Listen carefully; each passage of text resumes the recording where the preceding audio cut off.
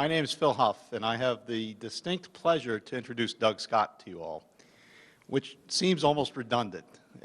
Hopefully, almost everybody in the room knows Doug Scott. His name is synonymous with wilderness. But there are some young faces in the crowd who might not. So I'd like to tell you a little bit about my experience with Doug as a friend, as a mentor, as someone who's inspired me over the last 10 years to do more and better things for wilderness and wilderness advocacy. I met Doug at the Wilderness Mentoring Conference 9.5 years ago when he was holding court by the pool with a copy of his book, The Enduring Wilderness.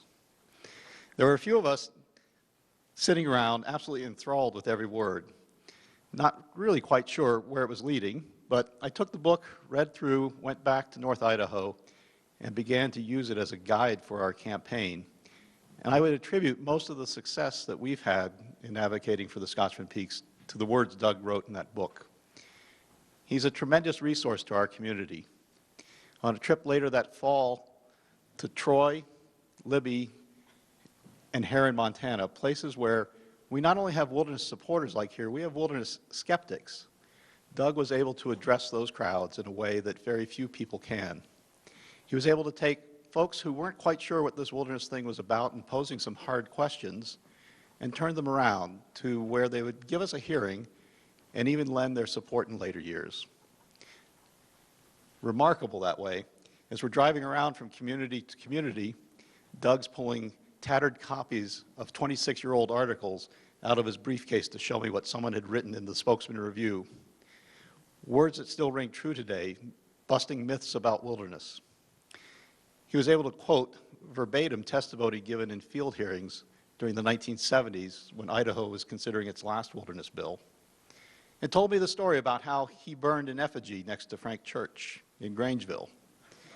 I can only imagine, with his passion and fire in his soul, he burned even brighter than Frank. Certainly there were skeptics there he hadn't convinced. But today you go to central Idaho, and while skeptics do remain, the conversation has changed. We heard from the panel earlier about some of that conversation, and we can argue the merits of collaboration and how to build consensus, but the conversation has changed, both in central Idaho and northern Idaho, where I work, in northwestern Montana, across our region and across our nation. We're seeing progress on wilderness bills, and we're seeing that progress as a result of Doug and folks like him who can impart their knowledge, wisdom, and passion. Again, I go back to The Enduring Wilderness, the seminal book I gave to a wilderness ranger who spoke at our 50th celebration a week ago and wanted to know about the history of the Forest Service and its role in wilderness. I pointed him to Doug Scott. Today, we could do no better than to look to Doug Scott again for words of wisdom. For those of you who haven't followed his career, Doug has worked since the mid-1960s on the passage of nearly every major wilderness bill as either an employee of the Wilderness Society, the Sierra Club, the Campaign for America's Wilderness, an arm of the Pew Charitable Trusts, has authored another book, Wilderness, Our Uncommon Ground, and has one coming out here in just a few weeks that will trace the writings of wilderness history. He's a valuable resource to us all, and I'm anxious to hear what he has to say today. Thank you, Doug.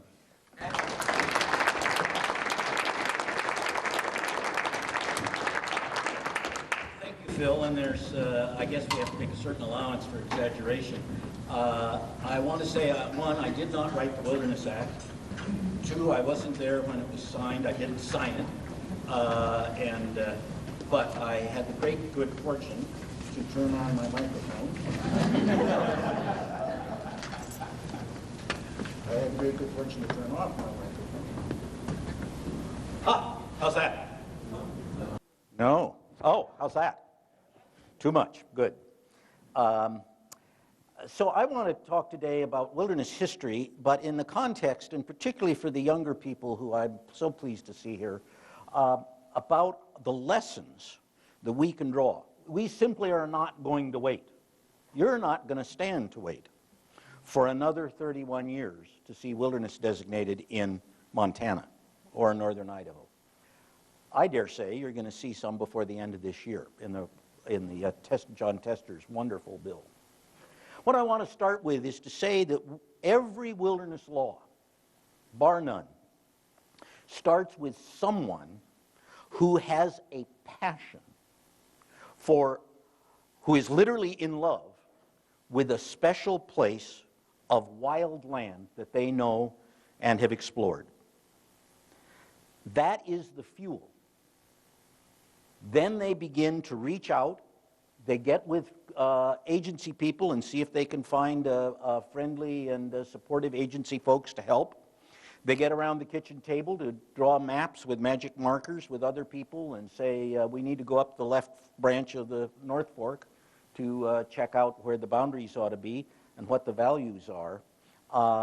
There's no finer exemplar that we can talk about in Montana than Cecil Garland, Ace hardware dealer in Lincoln.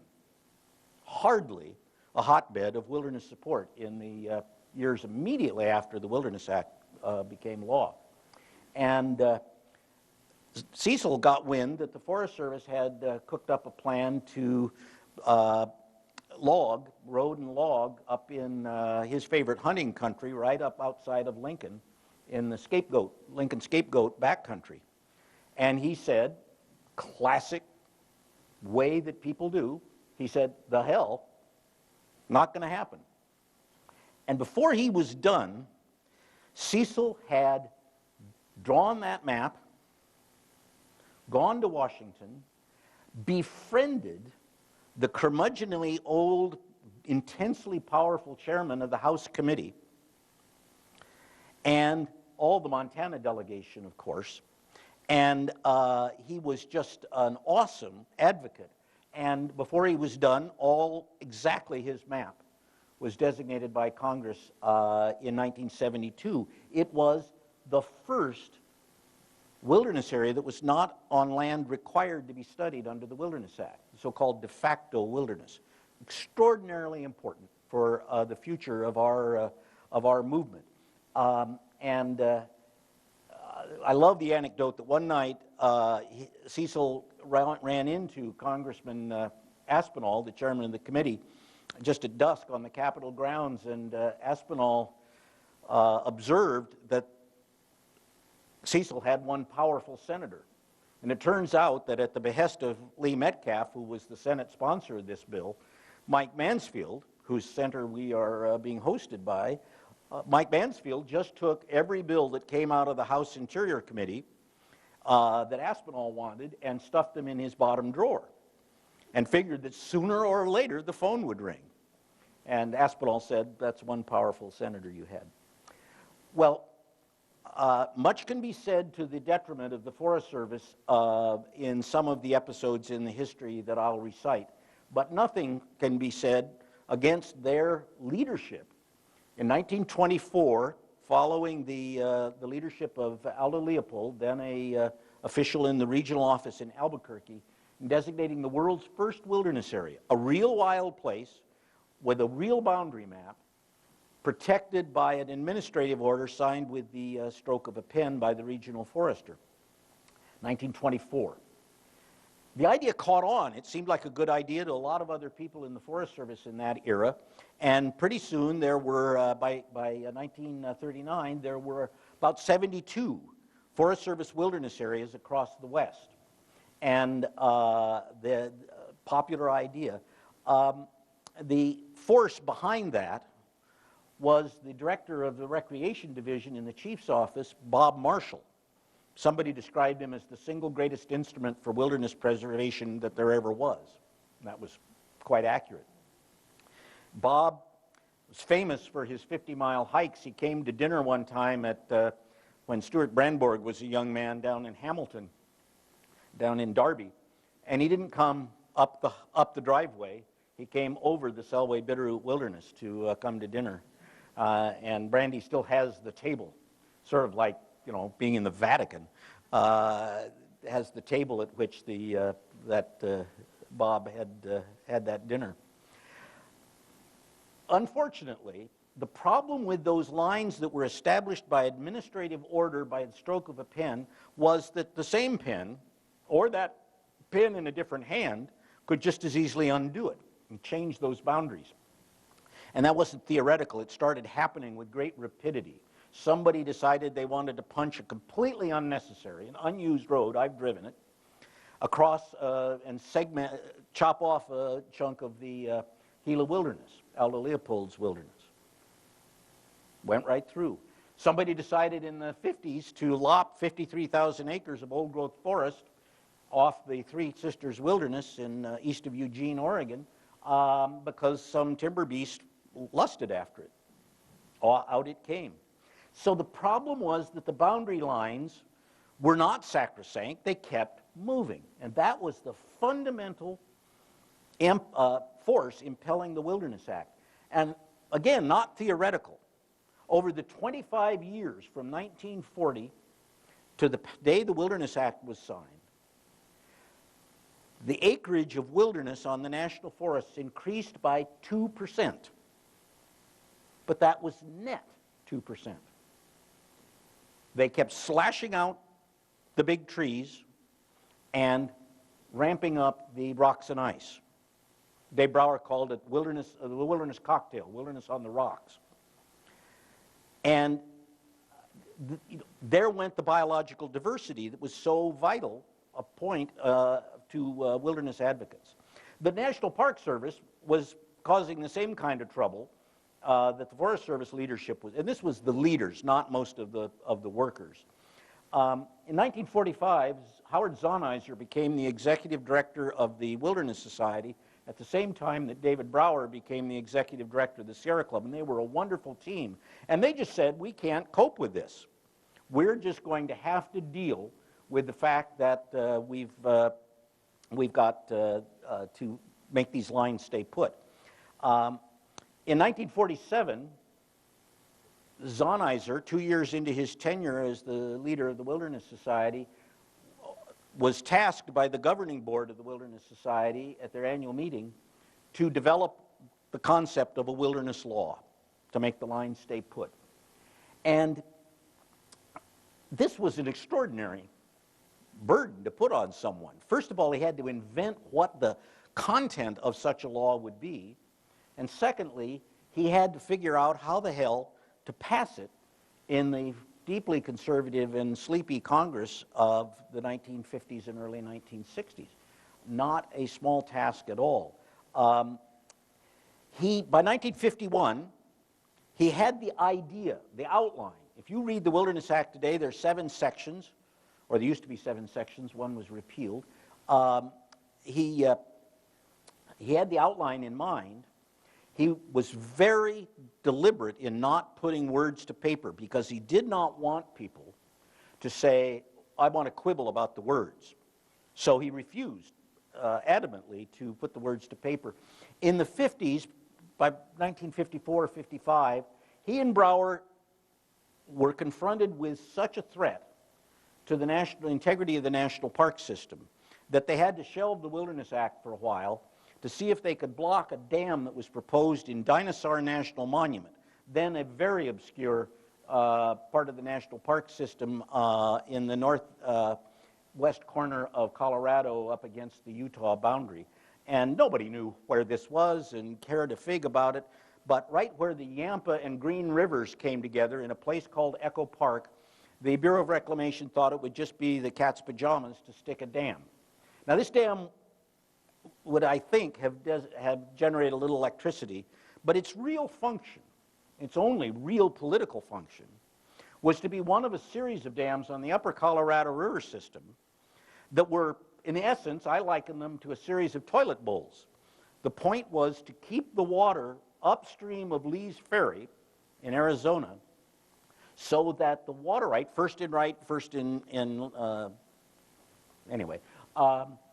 the water rights would be retained by the upper basin states and would not be slipped down to Arizona and, God help us, California.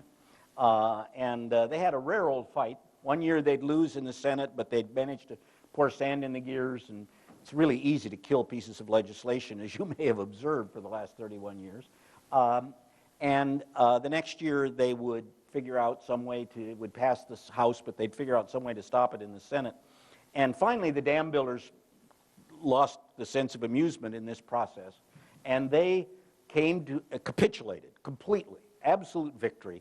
And on January 31st of 19 56, in an exchange of letters with between Zahniser and the chairman of the House Committee, Wayne Aspinall of Colorado, the leader of the dam builders, they agreed that there would be no dam at Echo Park.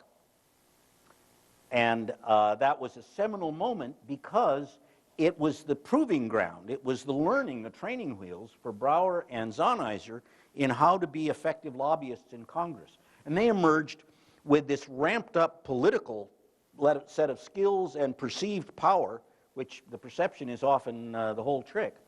And that led them to be in a position to advocate for the Wilderness Act. And so 5 days after he signed the letter settling the Echo Park dispute, complete victory, Zahni sat down at his dining room table in Hyattsville, Maryland, and started the first handwritten draft of the Wilderness Act.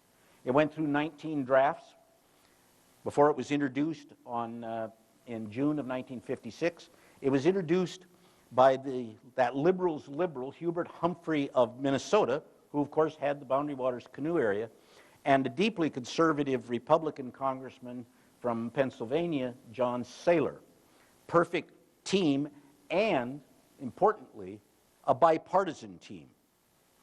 Throughout this history, you will hear me say, and it's true right down to today, that the progress for the building of our wilderness system has been the result of bipartisanship on the behalf of the members of Congress. Zahni was was a wordsmith. He was a former editor for the government, and he, in drafting the Wilderness Act, he took enormous care. The word untrammeled, which we've heard about several times this morning, the word untrammeled does not mean, as one of the chiefs of the Forest Service said in testimony to Congress, untrampled. There's no P. A trammel in Old French, Old Latin is a net or a restraint. Sometimes the hobble for a horse is called a trammel. So the idea in the context of the Wilderness Act, a place where the earth and its community of life, the forces of nature, ecology, ecosystem change, are left unrestrained by man.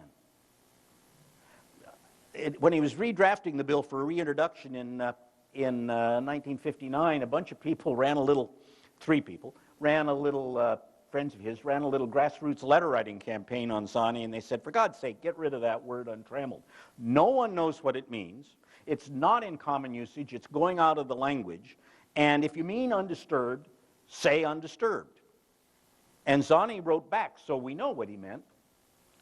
He said, I don't mean undisturbed. I mean an area where the community of earth and its community of life are unimpeded, unrestrained, unnetted, unhobbled by man. And in the face of global climate change, as we talked about also this morning, that is an enormously important consideration.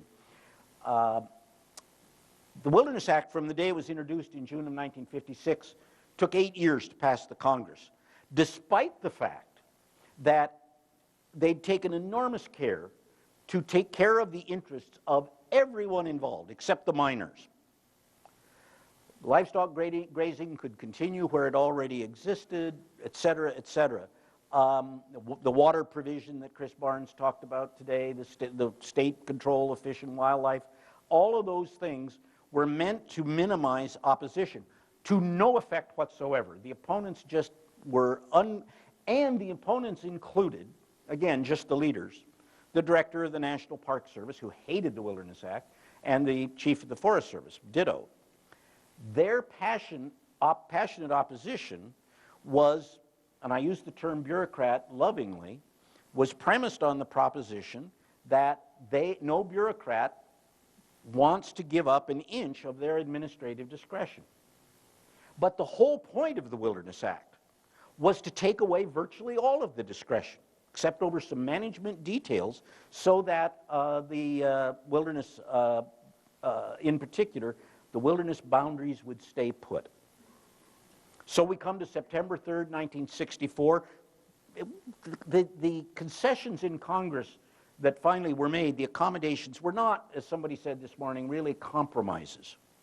They were simply Wayne Aspinall said, I will not allow this bill to reach the House floor from my committee, and he had that power, without your coming to terms with my demand. And his principal demands were that mining be continued for a period of time. It ended up being 19 years, and no mining occurred in any wilderness area. After all, those old Forest Service wilderness areas, which were the original ones under the Wilderness Act, were up in places that were chosen because they were places that didn't have any minerals worth getting at. Nobody wanted to build the roads, and just didn't happen.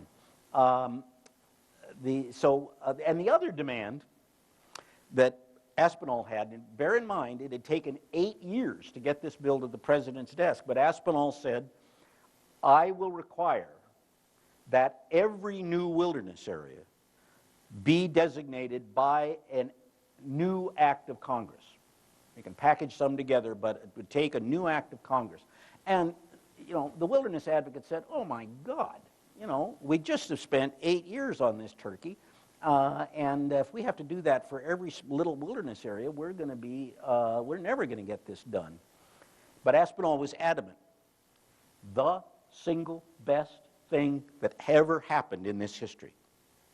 Because under the scheme that Zani had drafted and that had passed the Senate twice, wilderness areas were proposed and studies were done by the agencies. They gurgled up through the bureaucracy to the Secretary of the Department and then popped over to the President. They could get changed.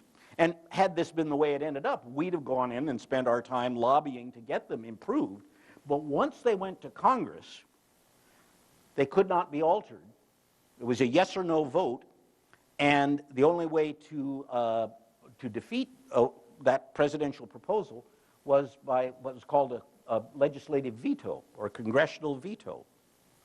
Harken back to your high school civics. That's not the way it works. Presidents veto legislation, not the other way around. And a few years later, in a completely different context, the Supreme Court found that whole thing unconstitutional.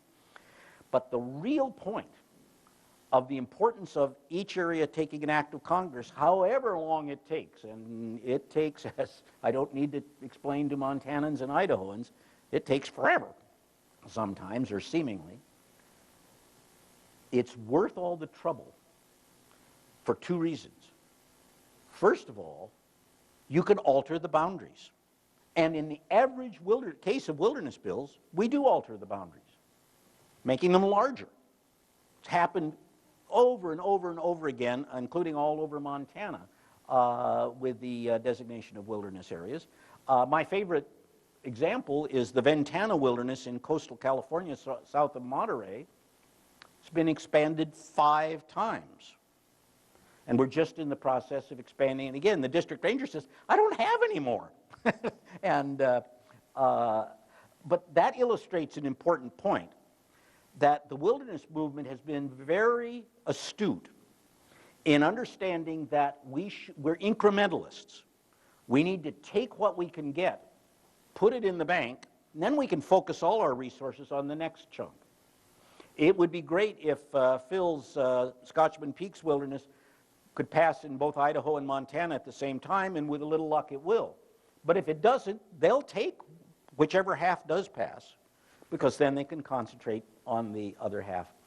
Well, Wilderness Act was signed in the Rose Garden at 10:20 in the afternoon or in the morning of, I just got the president's log for that day of how he spent the day.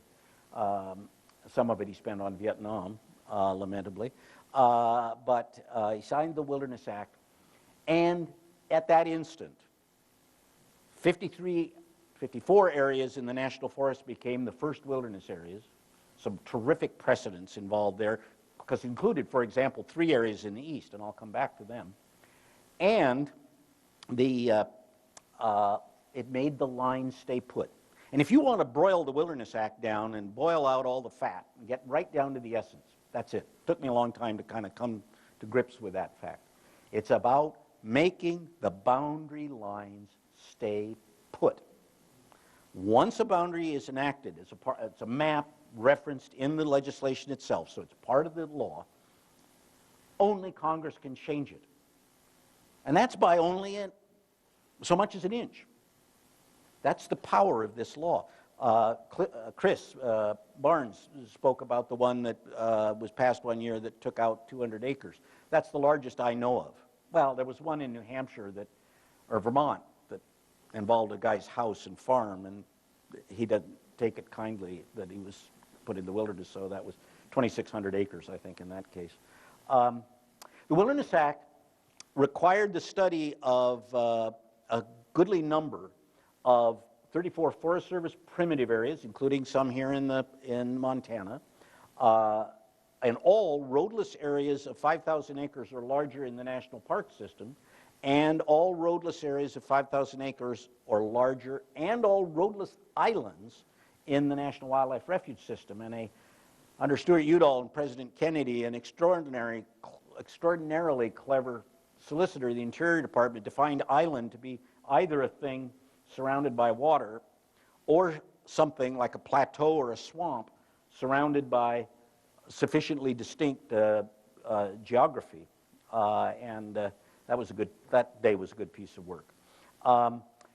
At this moment, the Wilderness Society had one office in Denver with one person who didn't have enough money to go anywhere.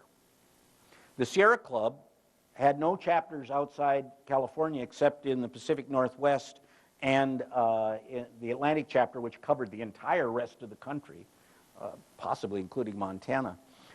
So there simply were no resources out there, yet there were to be these 10-year studies, each requiring a local, at least one, often two, local public hearings, leading to a proposal that would work its way up through the bureaucracy to the president, and the president sending to the White House, and, to the Congress, and all of those had to reach Congress.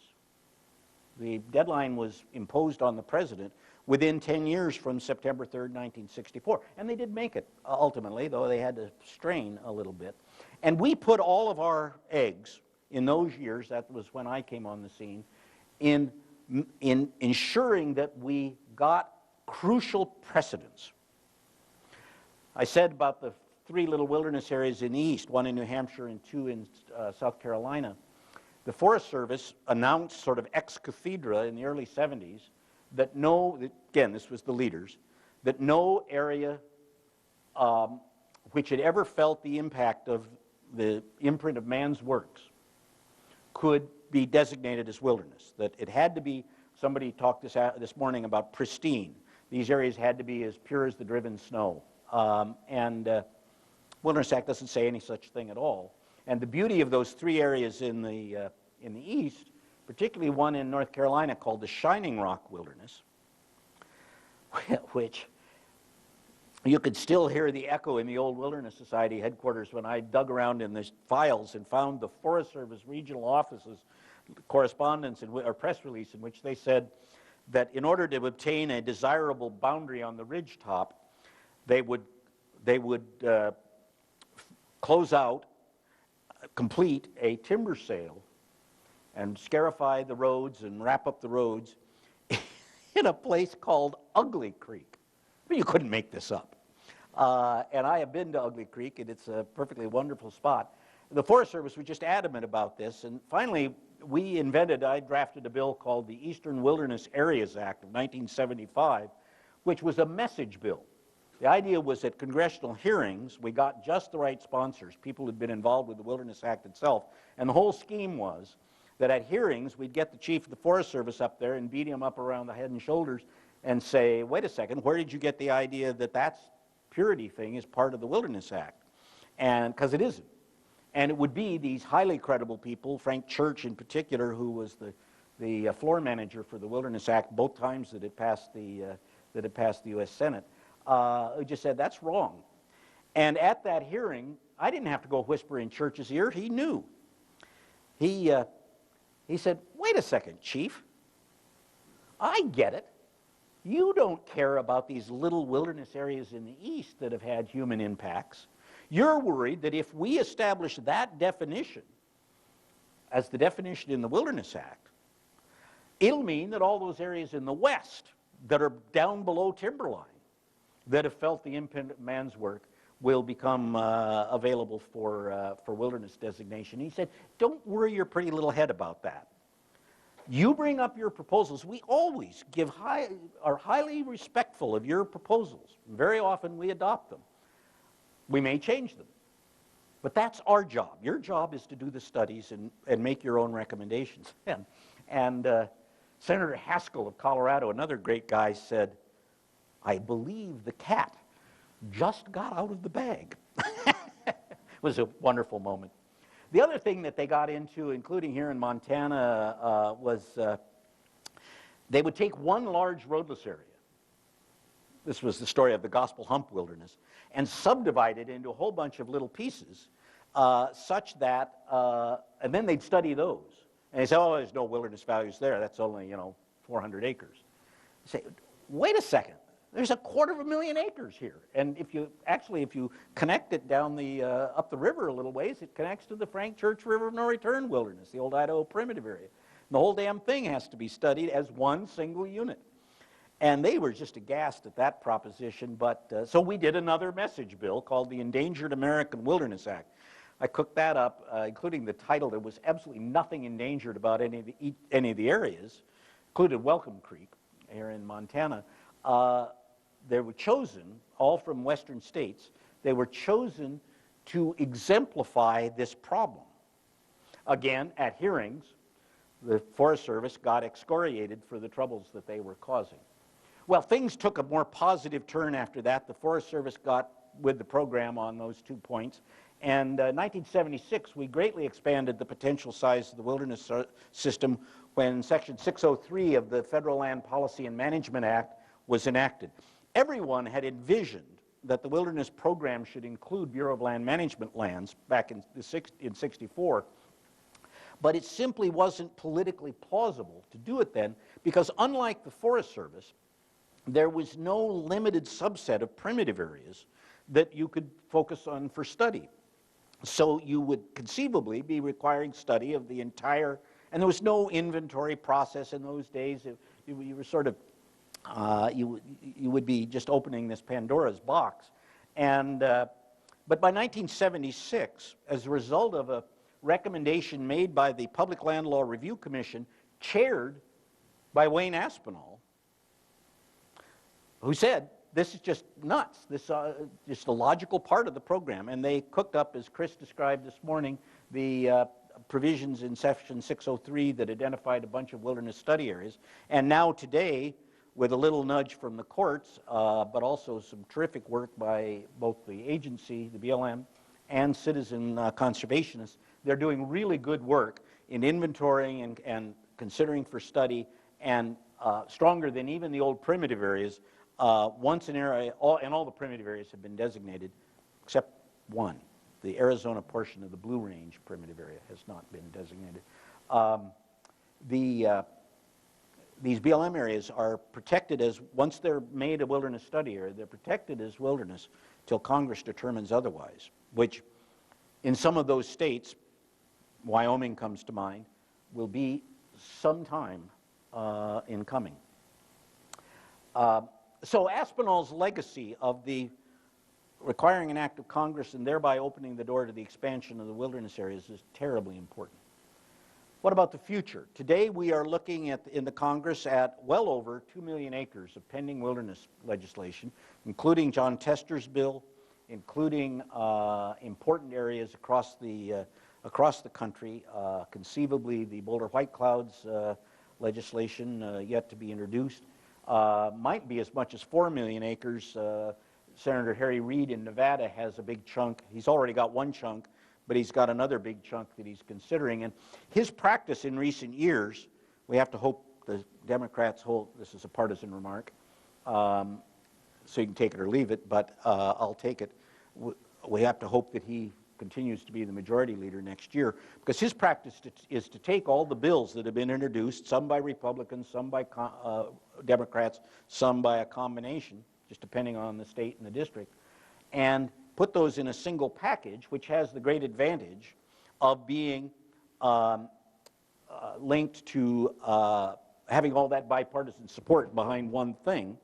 He very often, as he did in 2008, 2009, will then adhere that to some larger package of public land or any other must-pass bill and the whole thing sweeps through. He is not particular about whether the House has passed a bill, and he's not particular about whether both senators from a state, Montana comes to mind, again, will be involved. That would only apply, of course, in the unhappy future with Senator Daines. You got to do better, folks. So between 2 and 4 million acres conceivably this year, if they don't pass, or most of them don't, we'll just still be there knocking at the door. Because we have taken care to train and encourage grassroots people all over the country, and I do mean all over the country, to be persistent, to say, well, if we don't make it, we're just going to get back and broaden our coalition. We're going to go find the cook and the bottle washer and the candle maker, and we're going to broaden our coalition and build even greater support for this proposed wilderness. How big will our wilderness system be in the final analysis? Your bet's as good as mine, but I'm pulling for way in excess of 300 million acres. Not in my lifetime, not in my daughter's lifetime, but it'll be very large.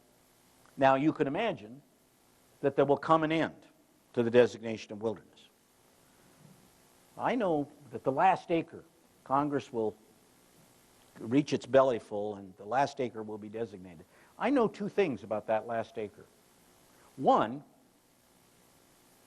it will be a long, long time from now. And two, there'll still be somebody mobilizing to try and get another acre added, and maybe they will, and then it'll be that much farther into the future. The dilemma is that however much we preserve, we may not preserve enough. I like to say that the future generations may well judge, you can imagine, that we preserve too much wilderness. In which case, they have the power in their hands to take care of that. But I think it's far more likely that they will say, those dolts didn't preserve enough for us, and we better get with the program. Think of the world they're going to live in, you young people, and your children and your grandchildren. Far more crowded, far noisier, despite every good intention. Population growth, climate change, all those evils that we've heard about. Wilderness will be so much more valuable to those folks, people we will not know, as a solace, as a place to get beyond the roar of the engine and the clank of the machinery and to find spiritual sustenance, and terribly important.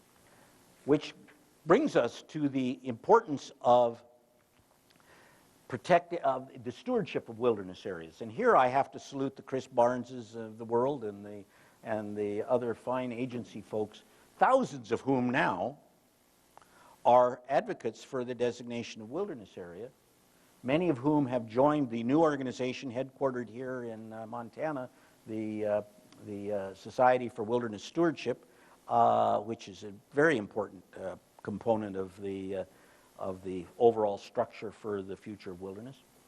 Many of them will be volunteers working with agency folks who simply don't have enough personnel. Your chances of going out on a trail anywhere and ever running into a forest ranger are just zilch in a wilderness area.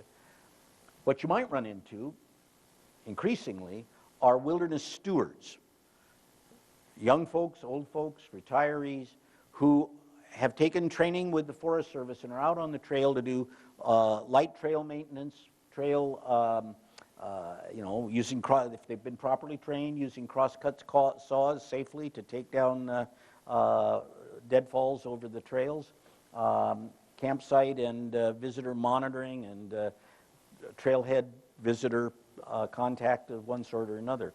A very important work. I chair the board of the Wilderness Land Trust, and a young fellow who's a graduate student here, Andis Adams, is a member of our board, recently moved here from Sitka, Alaska, and we exist to encourage and plant existing and new volunteer groups to help all the agencies, with a particular emphasis so far on the Forest Service, which helped us get going, to provide that kind of stewardship service in wilderness areas.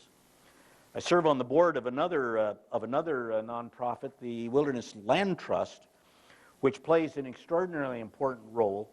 The wilderness system contains many areas that are privately or state-owned all over the country, and these are at least potentially threatened with development, because if you own a private inholding and you ever can prove that there was ever an historic road access, you can reestablish that road access and come build a cabin or whatever you like on it.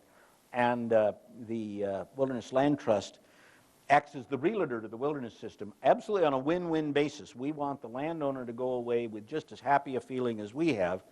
So we knock on their door or write them a letter and say, did you know that Aunt Tilly used to own, or did own this, and so you now own this 160-acre chunk in the middle of the Podunk Falls wilderness area, and we'd like to take it off your hands at a government-appraised price. Forest Service or whichever agency has to agree on the price. We've done some of these transactions with the BLM. We've done some of these, we're just doing one in the Ventana Wilderness momentarily. It's fourth or fifth one we've done there. When I joined the board, I made it a condition that the Wilderness Land Trust not only works in designated wilderness, but we work in proposed wilderness areas. So any agency or reputable citizen proposed, like MWA or others, wilderness area, we stand to come in and help deal with the potential threat. The wilderness system is not immune to threats. And Zahniser, you go back again to this man's genius, not a word I use lightly, he, in drafting the provision of the Wilderness Act in Section 4C that says that there's to be no use of motor vehicles, motorized equipment, or any other form of mechanized transport. Now, mechanized is a bigger word, bigger category than motorized. And some of the idiot wing, about 3 of them, of the mountain biking community, completely ignored by their brethren, tried to make the proposition that the Wilderness Act, the authors never intended for that to include areas of where there were mountain bikes. One of these people said to me, first of all, that was never the intent of the law. And I said, well, you're just blowing smoke. And he said, well, you can't demonstrate that the thinkers and the founders and people that gave us the concept of wilderness ever thought of this. And I took that as a little challenge. And I got it back to 1892, when one of the founders of the Wilderness Society and the father of the Appalachian Trail, Benton Mackay, and a Harvard student buddy of his set out from suburbs north of Boston to go backpacking in the White Mountain National Forest. Think of the roads. Think of the bicycles. They must have spent weeks pumping up, patching tires. But anyway, they got to this inn on the edge of what is now, but was not then, the White Mountain National Forest. And in his journal that night, Benton wrote, "Tomorrow, my first real wilderness. We leave the bicycles behind." You got to love it. Well, what of the future? Maybe 300 plus million acres? I think so. The key to it, I started with it, is that passion, the audacity. The other day, late August, the president signed his annual proclamation making September Wilderness Month. And in one of the clauses, he said, he used the word audacity, which, as I recall, is an Obama favorite word. It's audacious to consider that we're working to preserve areas that will be preserved in perpetuity. Now, perpetuity is a big word. It doesn't mean, well, it sort of means forever, but it sure doesn't mean, for a few generations. It means forever. And it doesn't mean forever just for us. More importantly, it means forever for the grizzlies and the salmon and the salamanders and the mosquitoes. and the biting flies and the rabbits and the, everything that creeps and crawls. In this work, nobody is more important than you young people. We'll cut you off at 29 or 42 or 86, some number like that. Because you carry the torch. And if you don't absorb, that's why I wrote the book, it's for you, The Enduring Wilderness, get a hold of it. If you don't absorb these lessons, we will be fated to repeat the mistakes of the past. We'll start thinking that these areas have to be pure. Pardon me, Chris, but we'll start thinking that the boundaries have to be set way back from the edges of roads. They don't. They aren't. Sometimes there's a good reason to do that, but my favorite, Chris Roholt, a friend of mine, is here who worked on the California desert portion of wilderness law. There's a wilderness area down there, and its boundary is the boundary fence that you see along the freeway, Interstate 10, that goes between Las Vegas and Los Angeles. And at one point, there's one of those truck run-out things for trucks that lose their brakes, and the boundary just jogs up and across. I was joking with Chris that there may be a case where the cab of a truck runs out into the wilderness, and then we'll have to cite the guy and haul him in before the magistrate, all that stuff. It takes courage to work for wilderness. It takes persistence. And if you all remember from high school the two laws of thermodynamics, I have Scott's 2 laws of wilderness politics. And the first is, you're winning until you lose. Now, you can take hope from that. Anybody can. But the second law, Scott's second law of wilderness politics, is you're losing until you win. So get with it. Don't stint yourself. Get on with it.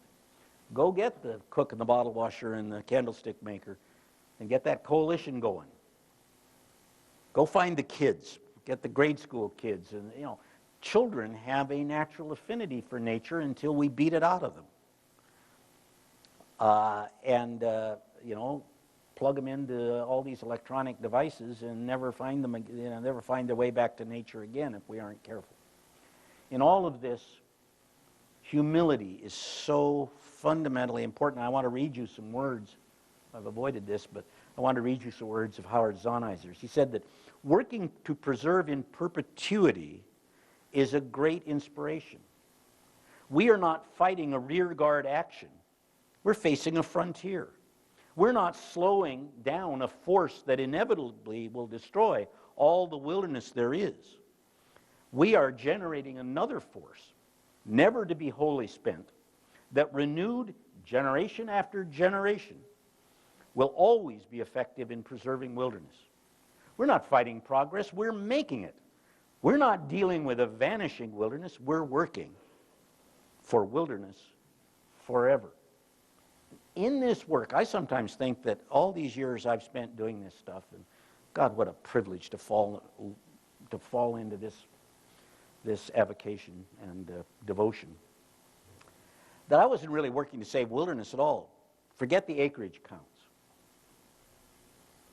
So what I was doing was working to fight cynicism. Cynicism is deeply, dangerously, deadly corrosive to not just wilderness politics, but to the politics of our country as a whole. It's what brought Barack Obama to the White House, that he beat the cynicism out of young people who got the audacity of hope and took the courage to go knock on doors, which nobody ever enjoys doing. That cynicism is taught to us, especially our young people, every day on television, on social media. It's just pervasive. We bow to it at our peril, for our politics in general and for our society as a whole and for the future of our wilderness system. So join me, please, in getting your hands on some young person. Zach, are you paying attention back there? And getting them out into the wilderness and getting them engaged. You get that person to write a letter, and you teach them how to write an effective letter. always longhand, never canned, never an email. Go befriend the receptionist, the most important person in your senator or congressman's district office. Get them to fax that letter to the key staff person in Washington, D.C. Single most important kind of communication you can do, short of calling a member of Congress. Doris Milner, whose name has been raised here more than once, used to call Lee Metcalf regularly. I was standing there, and she'd say, "Now, Lee, here's what you're going to do." and Lee would say, "Yes, Doris," and march right off and carry on. This is just, and once you're captured by the fact that one person can make a difference, then you can transfer that to any issue you care about: war and peace, poverty, world hunger. All these things that are issues of such moment to our young people today. But it starts with not falling for the proposition that you can't make a difference, that you can't know your member of Congress firsthand, that they're all just bought and sold and corrupt. Not true. There's 3 or 4 of them that are complete jerks. They usually don't last too long. There's the odd drunkard. There's 3 or 4 that are sold out. But the vast percentage of members of Congress are public servants who could make a lot more money and live a much happier life, not having to fly back and forth from Montana every week. And this applies to the most Tea Party-ish people who will surprise you. The most recent addition to the wilderness system was in March of this year in Michigan in the Sleeping Bear Dunes National Lakeshore, 32,577 acres, and it was 22 years in the coming from the time Congress required the study. And it was the park superintendent who made it her business to figure out how to get the Congress to designate that area, sponsored by 2 of the most liberal senators in Washington, and a deeply far right of Tea Party Republican, Congressman Benechek, who announced quite candidly, to his credit, that he needed to green up for his reelection. I'll take it. 32,577 acres in the bag. Not everything I want. It was my training wheels when I was in grad school was the original authorization of that wilderness area. So join me, please, in fighting cynicism. And we have a minute or 2 here, so if there are any questions, I'd be happy to take them. And maybe the microphone would reappear. If however,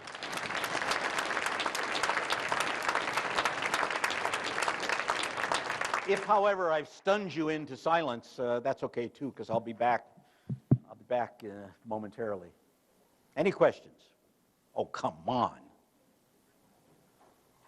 You want to argue with me about buffer zones, Chris? All right, thank you all very much.